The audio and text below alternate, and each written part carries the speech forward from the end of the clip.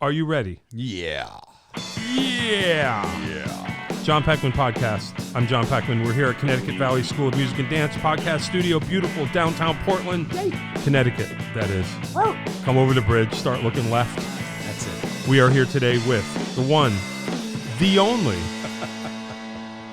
Rob the drummer. Rob Gotfried, Rob the drummer. Hello. There he is. It's probably I probably am the only one. I believe I am. Actually, I have the trademark, so I definitely am. Then you are. Yes, you are. So it would seem. Cool. Far out. Yeah. Yeah, man. I figured that. Yeah. So, Yeah. I'm going to put this delicately. You've been around. It's all relative, but sure. Well, you're very well known in the area, in your area of expertise and profession, and have been on the scene for quite a while. Sorry. No. It took that long. Well, that's fine. Yeah, that's cool.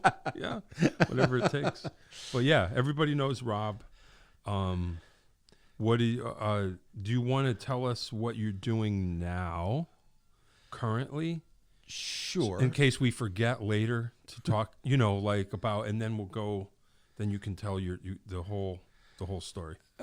My life has generally, for decades at this point, been playing with bands, teaching, and doing Rob the Drummer shows. Okay. Rob the Drummer shows being motivational, going in and wanting to use something primal and nonverbal as a way of approach, and then being able to talk about just about any subject, with the main ones being anti-drug or substance abuse, anti-bullying, self-esteem. Sure. In other words, getting people to experience what I did in West Hartford, because West Hartford really offered me musically. They were a kick in the butt.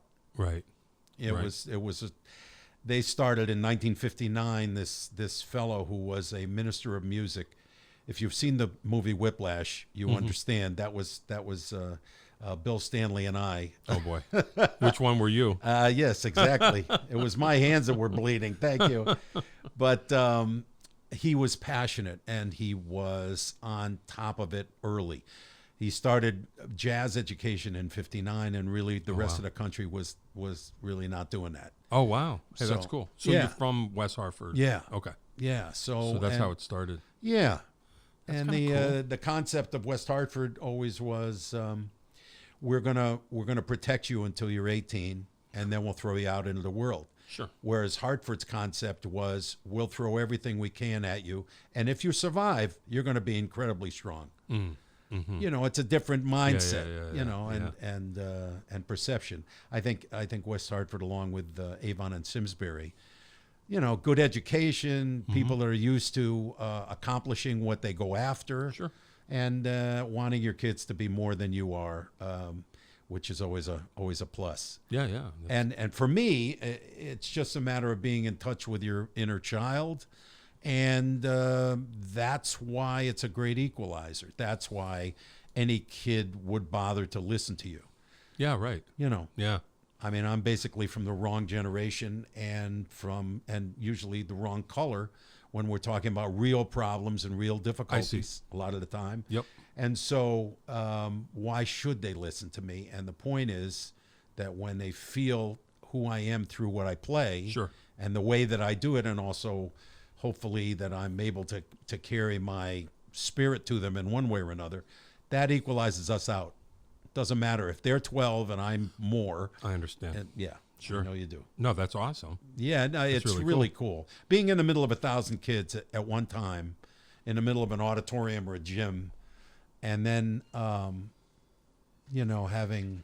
having 10 come up to you later and just say, and they're just blown open, and some of them are crying, and all of that. It's very strange out there. I mean, I know this is not necessarily your area of expertise, but suicide is taking more kids right now than, it's the big one.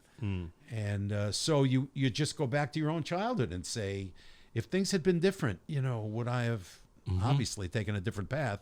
Yeah. And I'm trying to provide a little different stimulus. Well, You know, That's a great thing. because I can. Just because I can. Right. You Well, know. why not? I mean, you inspire. I watched you play last week, and you inspire everyone that watches you, because you have a secret dialogue going on that you share mostly sometimes. with myself. Yes. But we both knew a sax player named Jimmy Biggins. Oh, yeah.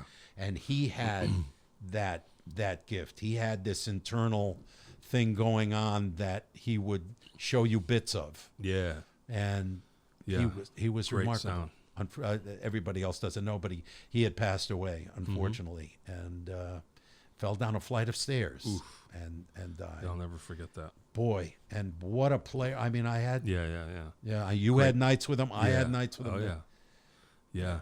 You knew you were dealing with not only a world-class player, but somebody who had spirit that was channeling For sure. really well. For sure. Yeah. So these are, it's public schools? Public, private, prisons. Oh, wow. I did a whole bunch of prisons in Michigan, of all places. Oh, wow. I got sponsored. I would usually. Oh, how nice! Water. Thank you. Hey. Wowie. We even have water. What a here. concept. We have air. There's Yay. air available if you'd like to breathe. Oh, thank you, sir. Wow. Ah, lovely. Yeah. Lovely. Thank you. Yeah.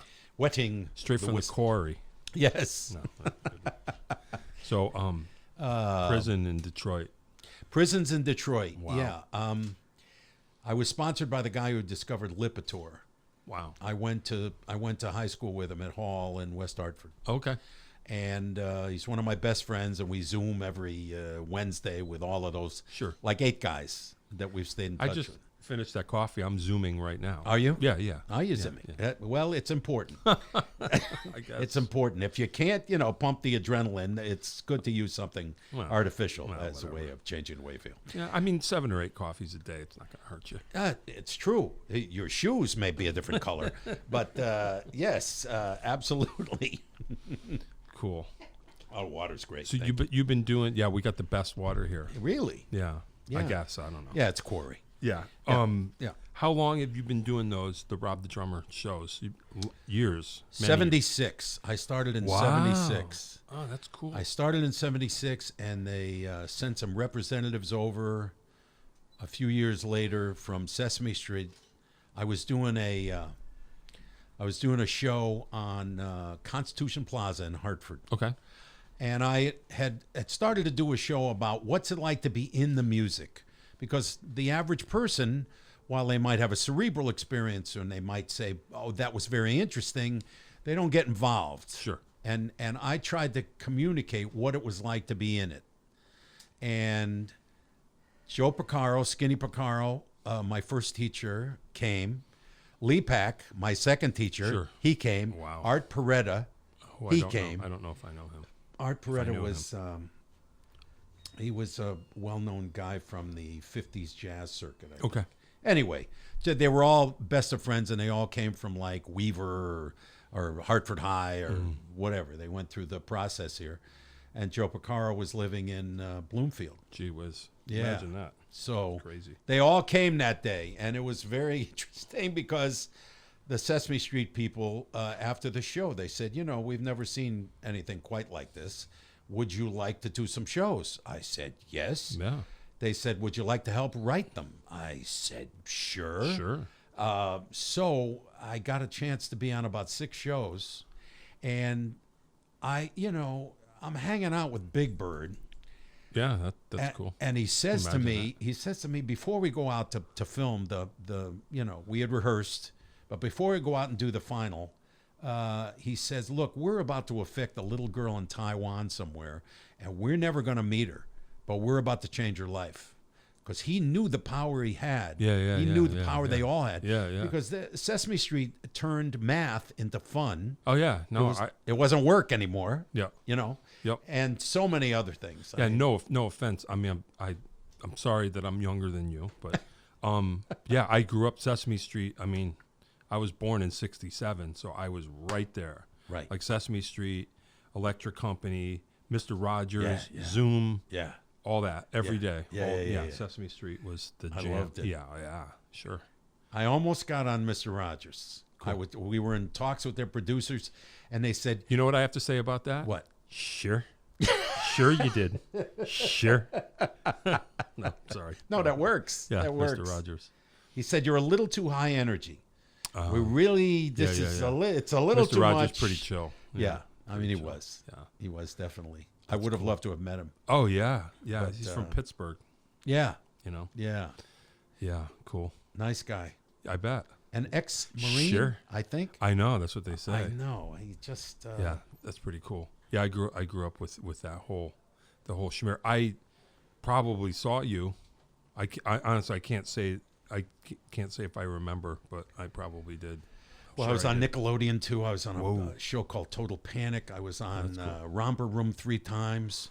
Wow. I did Kids World 3 times. Wow. Yeah, it that's was cool. it was a whole flow. I mean, I was obviously trying to Sure. keep it going and Sure. felt that I had been Why there. not? Yeah, early. Yeah. You know, it was like Sherry Lewis. You remember Nope. the ventriloquist, Nope. or Paul Winchell Nope. before his time. Sorry. Yeah, before his Sorry. time. I mean, these people were pioneers in like ventriloquism and kids, and had kids shows. Yeah. Tom Chapin, his brother, had a show called Make a Wish, Okay. I don't know if I remember that. and it was remarkable. It was quick shots of animation and stuff, and it would leave you with an impression. Very interesting idea, and That's cool. yeah, whatever Yeah. worked for you and got through. Yeah. I mean, a lot of things got through. Yes, I've told this story before, so I'll try to make it quick because Take with it electric company, I always had problems with my left and right. I still do sometimes. And it was Morgan Freeman, Easy Reader, would come on the screen every once in a while and just go left. He would point over there, left, just to kind of get it straight. And they would do that 5 or 6 times throughout the episode. I love that. Yeah, it was pretty cool. Yeah, they Is just that figured it out. LeVar Burton too? Probably. Yeah. Yeah. Electric Company, I think. Easy Reader. That was who he was. Mr. Cool. That's early for him, Yeah. right? Yeah. Oh, yeah. Yeah, it was before he was God. Yes. Morgan Freeman. His early days before he became Yeah. God. No. I liked him when he was God and before, but he's a chameleon to a degree too. Yeah. What an actor. Yeah, definitely. So take us back to how did you originally decide that you wanted to get involved in music? What lit the spark? What was the why drums? How did it happen? My father was a clarinet and sax player. Okay.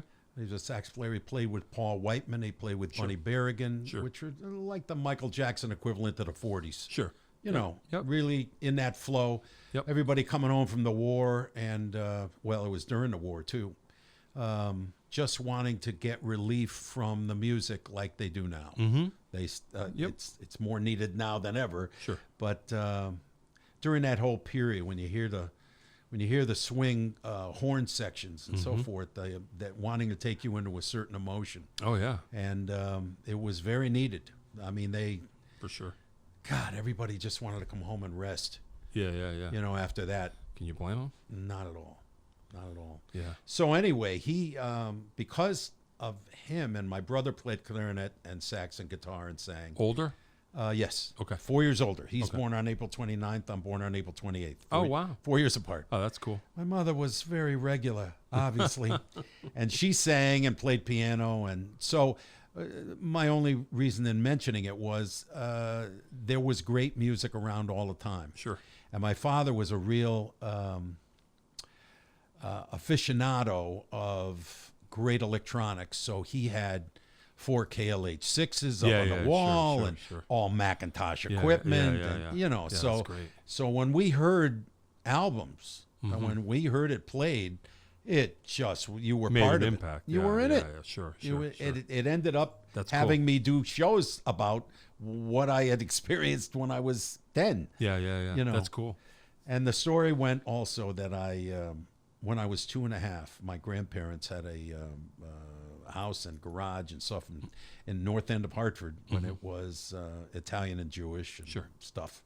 And they let me out to play when I was 2.5, and I evidently there was one of those water heater tubes, you know, the big ceramic whatever, old that had been left in the garage. Sure. And I evidently went over and picked up some branches and started smashing this thing. And I worked the memory back later because under hypnosis. Yeah, well, just about, you know. And I remember looking up and just feeling connected. Yeah, yeah. I mean, it's so primal. This is caveman stuff. Well, yeah. You know. Absolutely. But then it's about where you're going to take it. Sure. When you've got that. But the point was that I was feeling it early. Yeah, yeah. And that was a plus. Yeah, yeah. And then I finally got to play with my father. My father died at 47 from smoking cigarettes, lung cancer and all that. So that was a big impact and a big push for me. And how old were you? I was 19 when he died. Oh, boy. Yeah. Not And good. Emotionally, I was probably 13. You know, it really hit me. What age are you emotionally now, would you say? I don't know. I think maybe 14. Good. Yeah. Excellent. Yeah, I think that's where I Me go. too. Yeah. Yeah. We try to preserve. Yeah, yeah. Because once it's gone, it's gone. That is true. How many people do you know that have turned into adults? You know? Yeah, I'm fighting it. I'm fighting it. You go to a reunion. It's interesting.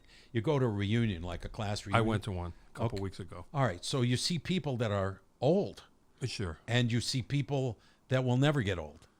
Sure. You know, because they want to perpetuate it. Because they don't have kids. That was my thing. No kids. Sorry.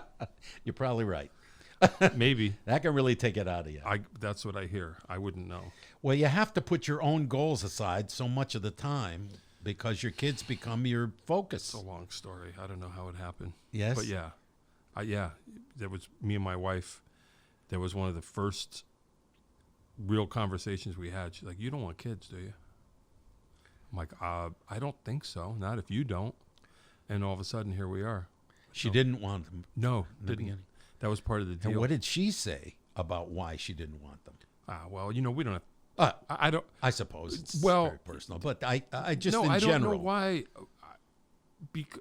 All right, if I had to answer, I would think, of course, that she'll watch this and tell me that why I'm wrong. But none of her, for whatever reason, I don't know why, but she had one of 4 children and nobody had kids.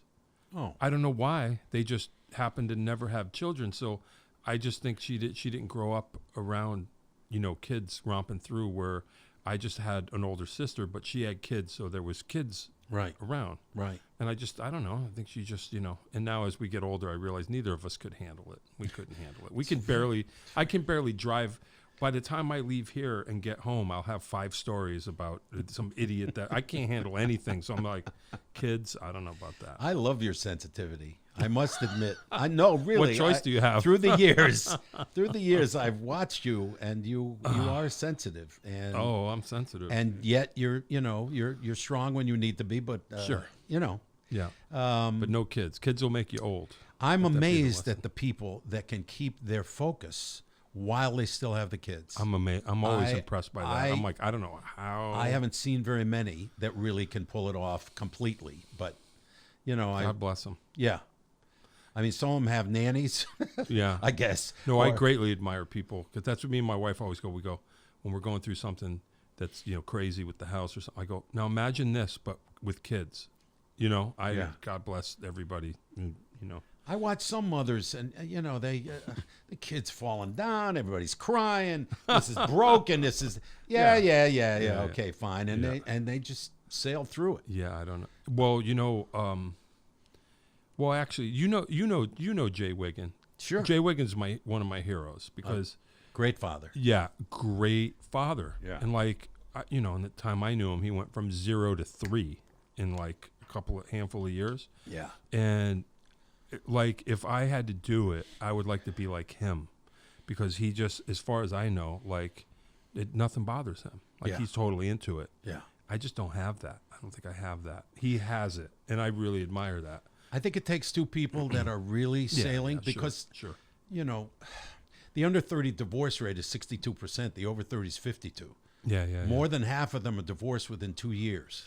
So I see it from the kids' point of view. Yeah. Because so many of those kids come to me and say, right, I had a kid come for lessons, and he had been to other teachers, and he couldn't flow, just couldn't play. Mm-hmm. And one way or another, we started talking.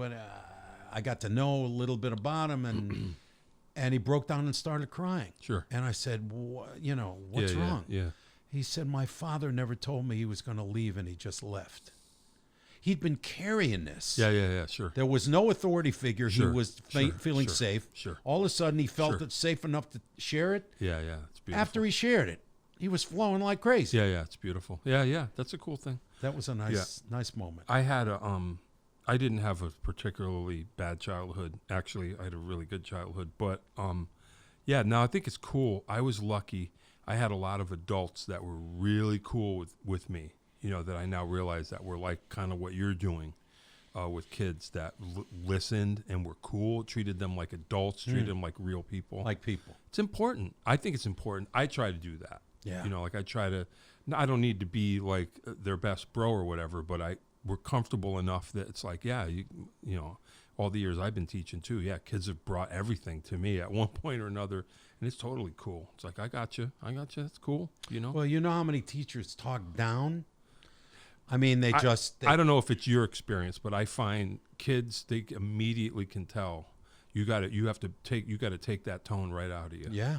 Because then you're just another person that's telling them, and then like, I'm sure you do the same thing, but like, when you become kind of someone that they trust, I can get them to work harder than anybody in their life, but they don't even know they're doing it.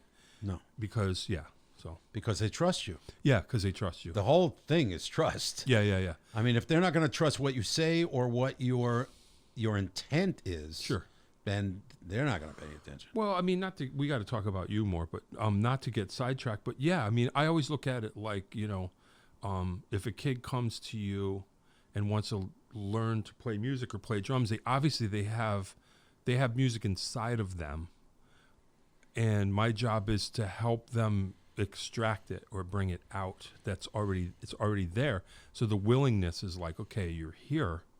We're going to try and get to it. We're going to try and bring that out of you. Mm-hmm. And you got to get it. You got to get a vibe going. You got to. Well, the fact that they're there for music, but it's for them. It's like, I'm not here to teach you to do something. Right. I'm here to reveal. Yes. To uncover. To like discover. Like the sculpture, it's already there, and you're just somehow taking off the pieces. Yeah, and then just kind of, this is kind of how we do it, and as opposed to, this is the way you do it. Yeah, or like, I guess what I'm saying is, if they come to you, there's an interest already, so you don't want to abuse that interest. You gotta kind of protect it and keep it cool. Other than, like me, I don't know what you were like, but like when I went to school, like, I didn't want to go to gym class ever. I didn't care about any of that. But here's this gym teacher has to somehow get to you when it's something you're not interested in at all, which I wasn't. But we have the advantage, at least if kids find their way to us, it's like, okay, sure. We're there. Let me just figure out how to. And a great new resource, because they haven't met anybody like you. Hopefully. Or they haven't met anybody like me. Right. I mean, that is there specifically to make you more happy. Yeah. With something that is fun. Yeah. And I try, I'm sure you do the same thing, but I look at it like, if nothing else, because God only knows how few or how many kids that you teach are ever going to do anything with it. I have no idea. It's just a curiosity. They want to get into drums for a handful of years or whatever. But I try to think about it like, I want to show you how you can set a goal and reach it, how you can. And I'm going to guide you through the repetition without making it feel like it's impossible, and just show you can actually do this. You can. Now, you can decide for yourself whether you want to continue. Right. But I showed you, rather than imagine like, I can just magically do this. Maybe if you have talent, but it's hard work. And if I can guide you through those work habits, that's going to benefit you no matter what you do. Set goals and reach them. That was kind of the Sesame Street concept. I'm sure. To make it fun enough so that the repetition wasn't being cognated, that they didn't know they were working hard. Right. Because it wasn't work to them. Right. That whole concept of if you'll never work a day in your life if you love what you do. That's right. Yeah. And that's what you're providing, that love. I hope so. Well, I think they'll take it by example. Yeah. Right. Cool. They take it by example Far out. and really feel good about it. Yeah. So Yeah. tell us about how did your musical journey as a player begin? Through your parents, and then Yeah, like I said, I had a chance to kind of rise up and play with my dad before he passed. That was just one nice thing. But I was taken by big band because of Hall High School. So we're talking when I'm getting hit like 15, 16, I'm the main drummer for the big band. Sure. So there's 25 other, people, and yeah, that's awesome. yeah, I mean, and the power of that. Yeah, and, you get a taste for that. I was always, Excuse me. I was in East Hartford till I was 9, and I was pretty bestial. I think I was pretty much an animal, and I think my parents saw that if we stayed there, I was going to destroy the neighborhood. Right. They wouldn't even let me out to recess at one point because I was too dangerous. Really? I had to sit in the office for half an hour, that kind of thing. So what was interesting is that 10 couples who were all friends all moved at once and said, we're not going to have this place for our kids, these schools. Yeah. They all moved to West Hartford at once. Gotcha. One of them was on my street, and we're still best of friends and so forth, the families. But that was a big move and a big change. Did you wreck the neighborhood in West Hartford? You got your act together. I did. I was football, wrestling, and track, so I gotcha. got to vent a little bit. I was doing shot put, javelin, and Right. discus. And, All at once. yeah, Imagine. It felt that way. It certainly felt that way. It was nice to have both, to tell you the truth. Yeah, And yeah. not everybody could do both. I had interesting a friend of mine, Joe Delaney. I was never an athlete. I know this name. He's from Wallingford. He's from my town. Guitar player. He had a studio back in the day, Joetown. He's great. He's awesome. But I don't have any athletics in my background. But that's what he was saying. He was like a hockey player. Yeah. And he was like, that was cool because I was bringing too much aggression into other areas of my life. And it was like, oh, okay, I can be aggressive here. And then Yes. the music was a different. It was a great vent. Yeah. I'll tell you something. You know Karen from the Cartels. Of course, yeah.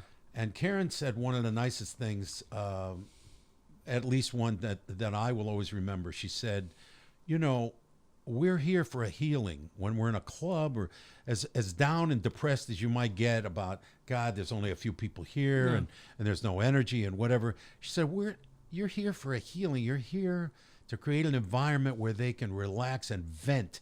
They can let it out. Yeah. And I mean, the connotation was, otherwise I'll get in the tower and start shooting. Yeah. And that's really true. We see a lot of that going on, we're here- unfortunately. Yeah, we're here to. But if you can let people let it out in a positive way, Mm-hmm. and the problem, but the challenge is that you're in an environment in the clubs where people are there to mate and to get loaded, and, Sure. and music is number 3. Yeah. And if you can get those people to drink more, the club owner loves you. All of a sudden, your band is very popular. We want you back all the time. Well, you can't blame them, I guess. They No. got bills to pay. You got to sweat the hogs, and Yeah. that's the pragmatism of it. That's the money part. But the spiritual part is, can you touch them emotionally? Well, don't you? Yes, exactly. And sometimes you can, sometimes you can't. That's you right. You never know. You try. But don't you think? I find this happening lately.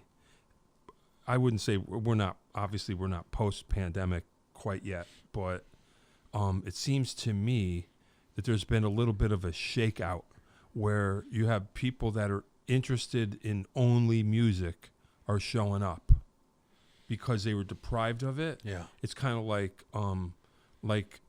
I would rather play like you did, like we're the rise of I call it the rise of the farm gig, where we're doing gigs out at the farm, right? So people are paying more money than they would pay for a cover, but they're coming specifically. They might bring a few wine coolers or whatever, but they're coming, leaving, getting there to see you play, as opposed to playing in a sports bar in front of the TV, trying to get to people who mostly don't care. But now it's like the people who are left that are into live music are making the effort to go to it, which I'd rather play in front of, 30 people, 40 people that are there to see what you're doing rather than quality, not quantity. Right, 100 people in a bar and nobody cares. So I think there was a little bit of a I think they're reset. starved. I think they're starved for live music. I think they took it for granted before. Right. Because it was part of the system, and it's just like it was always there. But now they know something's missing. They don't quite know what it is. Sure, right. But they're willing and more than willing to come out and because something's missing and they need to fill it. Right. Yeah. You know, I think you've got something there. I mean, I wish it came under any other circumstance than 700,000 dead people. There's a lot of. It's very precious. But it makes life very precious right now. You know, I mean, you can't take it for granted, and you don't know when you're going to get hit. Yeah. We just. I was playing with a fellow named Brant Taylor. Sure. And I know Brant. Yeah, and I was playing at the Wolf Den. Yep. And the reason that we got 2 nights at the Wolf Den was because the lead singer of Mullet got COVID and died that week. They had 2 performances, and he died. That's not good. And it's like, so if you can react genetically, I mean, if that ends up happening to such a degree, wow, it could be tomorrow. Well, but then you always can get hit by a truck.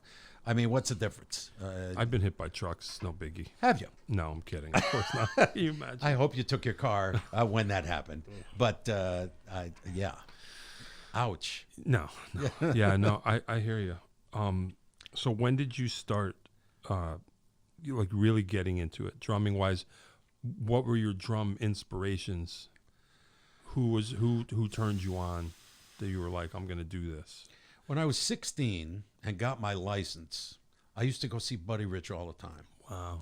Huh. He was playing at Lenny's on the Turnpike outside of Boston. Okay. And it was a place that was very small, and he would put the whole band in there, and there was hardly room for people, just about. But it absolutely, he knocked me out. And one day, I think when I was about 16, I had the guts to stick my head in his dressing room, and he was sitting there in his underwear talking to his manager. And I said, Mr. Rich, is there any way I could just talk to you for a few minutes? And he looked at the manager, and the manager looked back at him, and he said, yeah, all right. So he came in, and from then on, I had a relationship with him. We published pictures in Modern Drummer together. Yeah, that's cool. He would take me on the bus in between sets. Wow. You could watch him fire the entire band. Oh, and for the beard. You heard the beard one. Oh, yeah. If I see that beard on your face, I'll throw you off the band. Get off the bus. Yeah. Get off the bus. Yeah, oh, my God. That's awesome. For a little Brooklyn Jewish guy. Yeah. But you got to recognize the fact that his family it's put him out. It's complex. At 5. Yeah, sure. He was Traps the Boy Wonder. Sure. And they'd say, go. Yeah. And since he was 5 years old and made a living with him doing that. Yeah, he's not going to tolerate any half-stepping. I kind of get it. He got his black belt in karate. Sure. Nobody was going to give him any crap. Yeah, he's got a right hand up your brain if you want it or whatever. Yeah, exactly. But boy, when he pulled the power, he had it. Yeah, no, I agree. I mean, like the Bruce Lee. I felt it. Yeah, I saw him a couple of times when I was young. Yeah, it was undeniable. His left hand was faster than his right. Yeah. I mean, it was just beyond that technique Crazy. that he had. Who's the guy that was his roommate? Or his roommate with Sinatra too. Who he taught Vinnie Colaiuta, and he taught Steve Smith. Freddie Gruber. Oh, Freddie Gruber. Freddie Gruber. Yeah. Had all that technique and that whole left hand thing that I watched. They came to Manchester High School. The Buddy Rich Band, and it was Steve Smith and Dave Weckl. Oh, boy. Both of them. Yeah. God. Yeah. I missed that one. Oh, jeez. Yeah. My thing, see if you agree, drum-wise, my thing about Buddy Rich is obviously, the best technique of anybody. I mean, I think he's the greatest. The thing that I think is key with him, because you can hear it throughout the many decades that he recorded, it's his articulation. That's where the technique is. Clarity. You listen to old recordings, you can hear every note. Yeah. Every note. To me, that was apart from the obviously the chops, the speed. It was the articulation that struck me. Yeah. And I was like, that's how I want. Like when I hear other people play some, back then or whatever, it sounds like they're mumbling.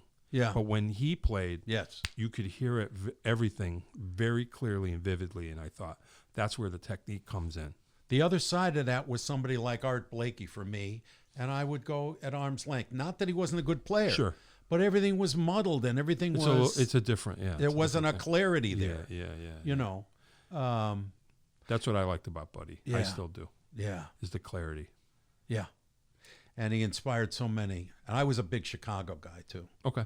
That I transitioned into and Tower Power and Chicago and Blood, Sweat and Tears and Dreams and that whole. I was used to horn groups, and then I got into a horn group called the Great Train Robbery, which was the New England Battle of the Bands winner, whatever, for all of New England. And they had this wonderful performer named Isaac, and he was like James Brown. Okay, he was that kind of a performer. He had an electricity about him. He had the natural thing going on. And on the way to a gig, the police pulled a car over and grabbed him and put him in prison for drug sales. Oof. And they could never find anybody else, and the band stopped. Wow. So, but during those years of opening with guys like Paul Newman and this and that, whatever, it was incredibly exciting. But I got used to playing with horn groups. I got used to playing with three horns. And I'm going Thanksgiving. I'm going to Haig Shaverdian's house. Haig was I don't know who that is. He is the art supervisor for West Hartford. He took over for all the music in West Hartford. Okay. After Bill Stanley, after the Whiplash guy, who was just, as I say, very decisive.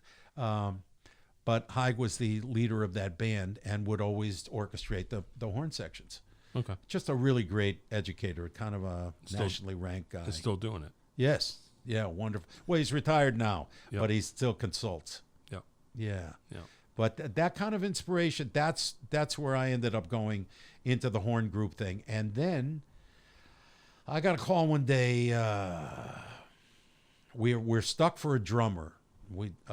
Some people I knew, Fernando Saunders from Jeff Beck and Jan Hammer and whatever, just a great player. And it was Larry Young. And Larry Young was the keyboard player in Tony Williams' Lifetime. Okay. It was Tony Williams, John McLaughlin, and Larry Young. Okay. Larry Young could get sounds out of a Hammond organ, the like of which I never heard again. Okay. I don't know what he did. Yeah. I don't know how he did it. Yeah. But I ended up playing Carnegie Hall when I was 22 with him for the Newport Jazz Festival in New York. That's heavy. And he played with 6 Leslies, and I mean, it was unearthly. Crazy. That's crazy. I wore Edgar Winter's costume. Oh, man. Don't ask me how I got into that. Photographs available? Yeah. I think I don't want to look, but God, it was like a mushroom. Let's find them. Yes. Find them. Just sprouting. Oh, my God. My mom's in the audience. So this was it. Yeah, this was it. That's awesome. And he was so, Jimmy Smith, I think, was on the same venue. It was all the best organ guys. Yeah. And Larry was just crazy. Yeah. And so 6 Leslie's is pretty crazy. Yeah, that was nuts. We played the Bottom Line. We played a lot in New York. We played in Chicago. But that was my first taste, and so that's Lenny like your next level gig. That was like you're heading up. Lenny White came to my gig. I got to really be friends with Billy Cobham at that point. Sure. And because he changed my life, really. That's why I use clear 5s with Rob the drummer, because not only for the visual and the fact that kids can see through them, but just because there's nothing else that sounds like them. That's interesting. I don't have a lot of experience. Yeah, they're very different sound. They're industrial. They're very loud. Yeah. They're very. They're not Well, they're kind of warm. Fibes? Fibes, F-I-B-E-S. Yep. Yeah. I had a Fibes snare back in the day, but it was chrome over fiberglass. That's what Buddy used not too. the clear one. He used that was one of the ones that he used, because exactly what you were talking about, the articulation. Yeah. It was so precise. Yeah. They had a throw off on the snare. I remember it was long, so the snares went beyond. Yes. Yeah. But it was a bar, like a chrome bar that came up. Yep. And he loved the articulation because it would get all of his stuff. Yeah, that was my main snare forever. Yeah. Well, the one you use now, I always thought was very interesting. Is that a 7? Crazy. Or is it 8? No. Yeah, it's a 15 by 8, 15 which is by crazy. 8. It's a concert snare. My junior high, that was the concert snare drum in my junior high school. It's not even supposed to be played on a drum kit. It's like pre-drum kit. I love it. Yeah. I love it. And I don't remember. I think that's when I knew you were an adventurer. I knew the problem is I'm trying to figure out how to get back because you. So what from that? Yeah. Because it changes. It changes. So anyway, if anybody doesn't know, we're talking about drums, but yeah, I'm playing a bigger than standard snare drum, so it's deeper. It's wider, fatter, too. beefier. Yeah.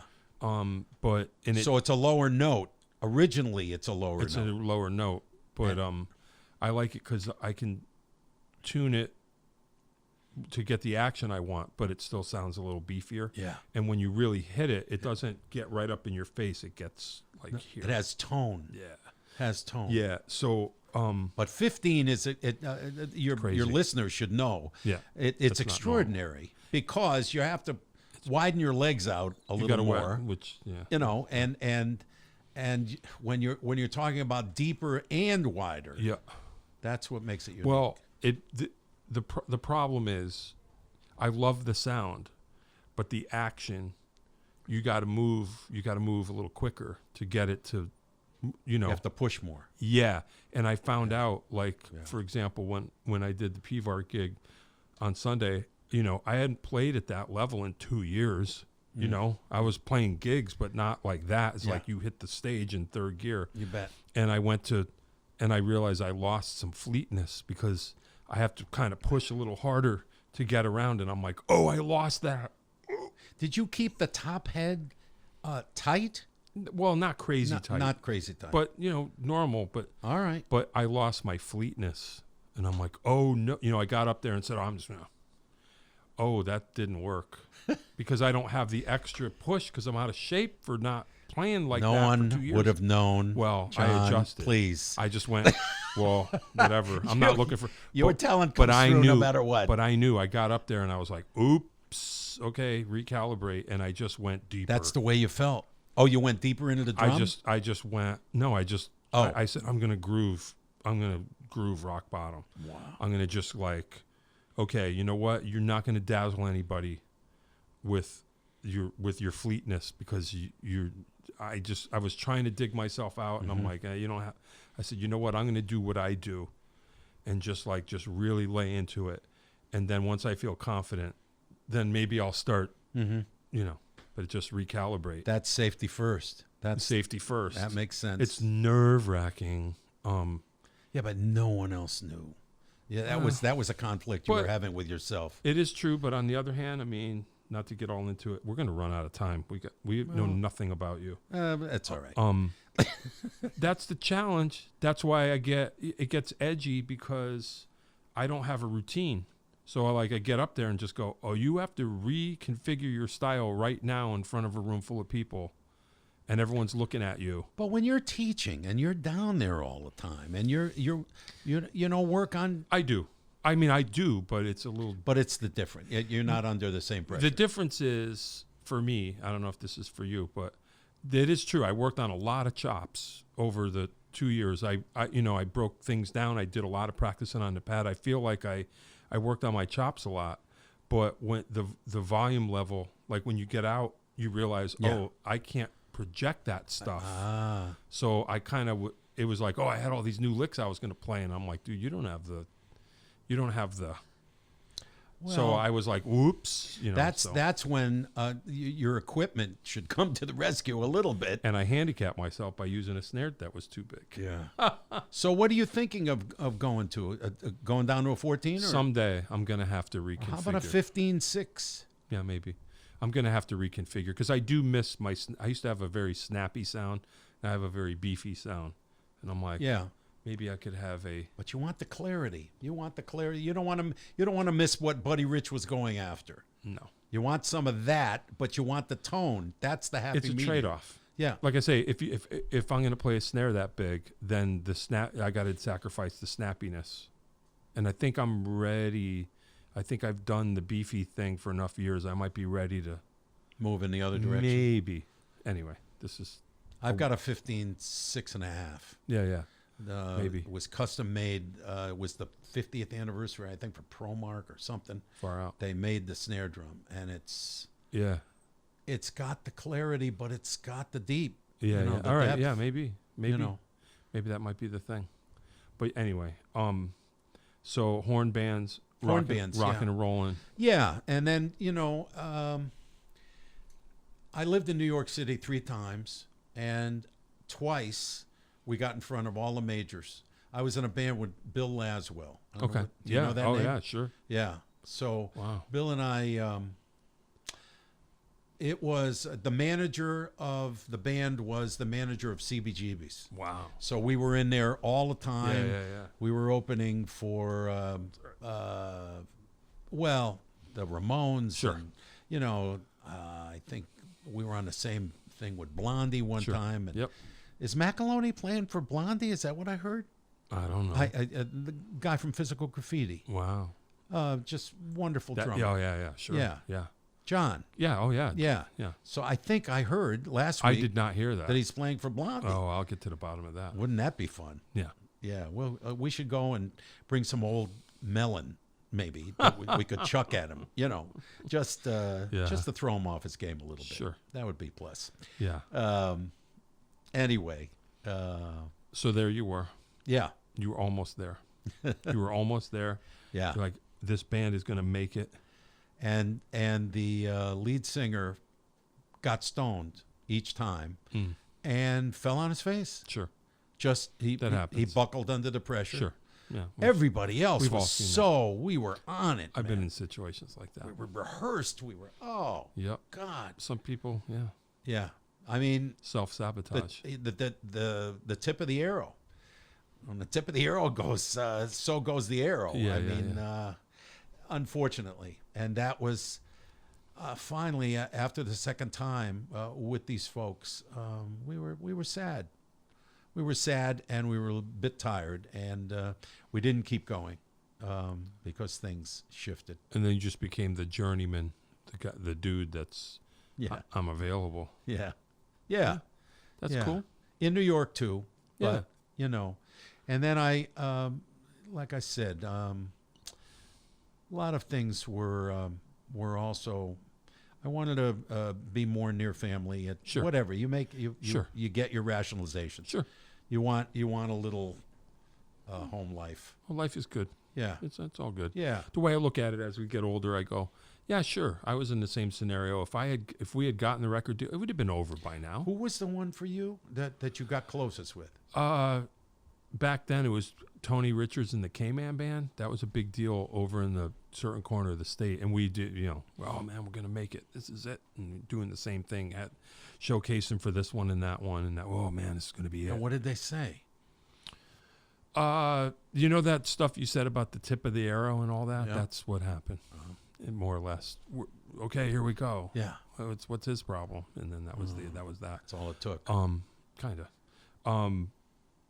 But yeah, so then you just, how can I make a living?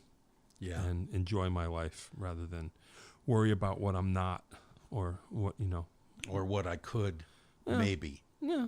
Yeah. I guess well, so. I mean, it would have been over by now. That's the way I look at it. I go, well, dude, if you didn't write a song, if you didn't have a piece of the publishing, like let's say if everything went the way it was supposed to, and I didn't have a piece of the publishing, I would have ended up where I am now.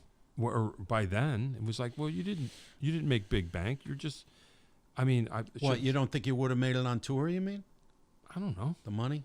Do you think? I mean, the nearest thing I could think of is like, well, I shouldn't say this because for all I know, what do I know? But I mean, do you think?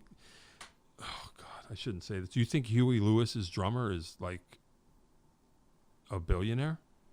Probably not. I don't know. I think they might have invested pretty well. Maybe because they were smart at that. Making me feel worse now. Well, no, but well, just think of Hall and Oates. Sure. I was told sure that they gave away all of their publishing, and the only way they could make money was going on tour. Sure. I mean, I'm not to say you. Hey, I don't know.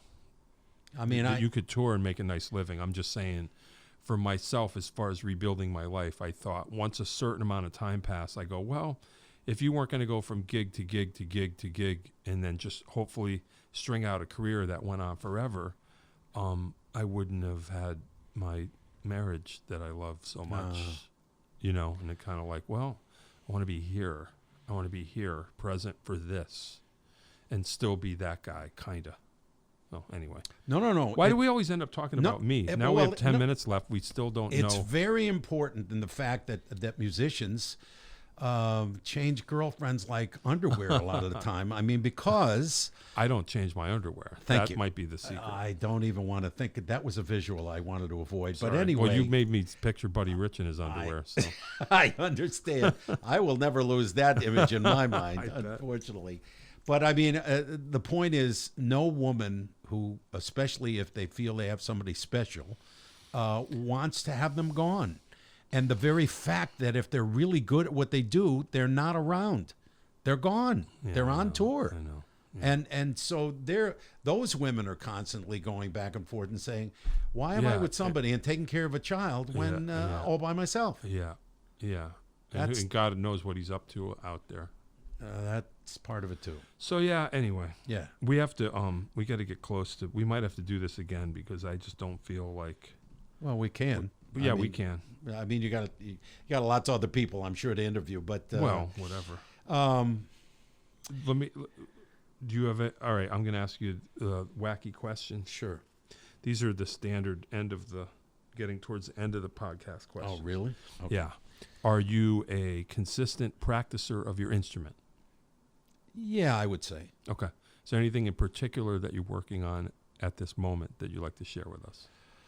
I'm always curious. Yeah, because of the teaching thing and so forth, certainly rudimental. Sure. You're going through keeping up those types of things. Sure. I will venture into looking at a Mahavishnu orchestra sometimes, and just because it engages me in the fact that level of communication is just remarkable. I spent a decent amount of time with Chick Corea. I spent 3 days with him at one point because his wife. That bothers me sometimes that he's not here. Sometimes you just think we're living in the world without Chick Corea. He came to the good. Infinity where we were. He came there, and it was only a year or so ago, maybe 2 years. Yeah, I mean, well, no, it must have been more than that. So 3 years? I don't know. Before COVID, I think. And just to have him there, I mean, I wouldn't be able to function with him in the building. The semi-religion that he was doing. What's it called? The Scientology. Yeah, I mean, have you ever gone? And we don't have enough time for this. Yeah, I went to one of the Sure. the interactions, the one-on-one with the meter, Sure. and they're seeing your emotions, how You're being reacting metered to. now, but you don't know that. Thank That's you. Okay. Thank you. No problem. I was wondering what was so uncomfortable in Yes. this. That's what it must have been. Yeah. Go ahead, keep going. Desert Island album, 1 or 2 or 3. Wow. That would help to define you for us. Hurry up. Nice. First Led Zeppelin album. Oh, nice. I would say. Cool. Yeah, me too. Good Times, Bad Times, especially. Yeah. Just knocked me out. Sure. The double live album of Cream. Oh yeah, Wheels of Fire. His solo. Sure. When he was on meth. Yeah. I liked him much more when he was on drugs than when he was off. Sure. Unfortunately. Of course. I saw him years later when Eric was trying to throw them a nice deal where Jack had just had his liver done, Sure. and Ginger, and I was looking for the beats that Ginger was dropping underneath the drums. It was not pretty. Well. Yeah, no, I love the guy. Yeah. I mean, because he was so unusual. Yeah, and yeah. I'm sure you've seen the the Goodbye, Mr. Whatever. Yeah, it is, whatever. or whatever that is. Punch you in the face. With the Yeah, cane. yeah, with the cane. With yeah. the cane. Yeah, on. yeah. And he broke his nose. Yeah. Yeah. Well. Nice. Well, that's Ginger Baker for Great you. role model, isn't it? Yeah. He doesn't care. No. Wasn't even a good role model for his horse. Right. What cuisine could you eat every day? What type? Fish. Fish. Yeah. Any way. Pretty much. Pretty much. Any fish. I like broiled. Okay. Yeah, I don't. I try to not fried. Okay. But broiled like a swordfish is good, except that it's got all the mercury and it's got all the crap in it. And but if I could, I think some type of fish. You'd eat fish every day. Yeah, I would. That's cool. I would. Far out. Yeah. All right. That's cool. I think we're getting towards the end. Is there anything you want to add that would last 2 or 3 minutes? Well, I just want to say I think you're a heck of a guy, and I think you're you don't have to talk about me. No, the very idea that you are doing this, Dave.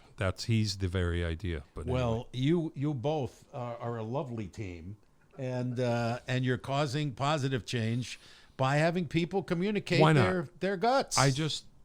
I look at it. This is for the archives. I don't have no idea. It matters to me. Yeah. And then someone will, hopefully when they want to go, hey, I want to get a shot of Rob. I want to see Rob interacting. There it is. It exists for an hour. There you are. That's it. That concept, the Holocaust Museum in New York, those people that were left that had survived, they wanted to do that video of them and preserve them, and right. That's what they have. Same kind of thing that you're just talking about. If nothing, hopefully much more than that, but if nothing else, yes, the Connecticut story of music, we're trying to connect the dots and preserve it so that it exists. Great. For whoever. That's why I said you're a heck of a guy. Well, no matter what they say it was Dave's about idea. I'm just the one, that's... They say plenty. Well. Dave? The Jon Peckman podcast mug for you. Oh, no. Yeah. Oh, I'm so excited. Everyone gets one, so don't get too excited. God damn it. This is wonderful. Well, are you ready? Yeah, that's what... Oh, that's the opening line. That's the thing. That's our thing. I got I'm going to trademark, are you ready? So whenever... that's the end goal, is eventually when anyone ever says that on planet Earth, ching, I get somehow. Dave and Jon Peckman. Yeah. Yes. Exactly. Okay. Yeah. I'll Yeah, that is all, is how we end I'll it. drink something ceremonial in this. Yeah, I think you should. No doubt. I think you should. Either that or... Unceremonial. Something non-ceremonial. Thank you. Rob the drummer. Hey. Rob Gotfried. Jon Peckman. Yeah, man. You're a beauty. Oh, no, you're a beauty. Thank you for coming. I appreciate it. Pleasure. We've been trying to do this. You were always on the list. So thank you. Just a matter of connect-a-gazoid. I'll be seeing you again. Yeah, man. All right, man. Hey, thanks for coming. Thanks. Jon Peckman Podcast. Connecticut Valley School of Music and Dance. Hit like and subscribe if you're watching this on YouTube. Hit the little bell. It'll let you know when Rob's episode is up, as well as all our other episodes. Look for us everywhere that podcasts can be heard. Stay tuned for Dave himself to tell you how you can have your very own podcast here in our lovely studio in Portland, Connecticut. Thank you. See ya.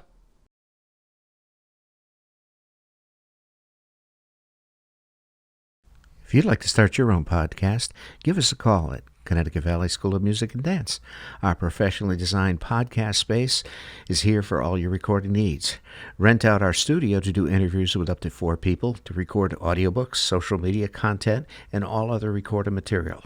Our rentals include a private studio along with our professional-grade podcasting equipment, and we can customize your output to whatever your needs are. We also have green screen capabilities, which will expand to video capability if you so wish. So check us out here at convalley.net/podcast.